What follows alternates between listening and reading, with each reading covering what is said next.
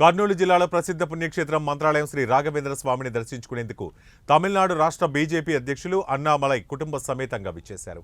వీరికి శ్రీమఠం అధికారులు ఆలయ మర్యాదలతో స్వాగతం పలికారు. ముందుగా గ్రామదేవత మాంచాలమ్మను దర్శించుకుని ప్రత్యేక పూజలు నిర్వహించి మంగళహారతులిచ్చారు.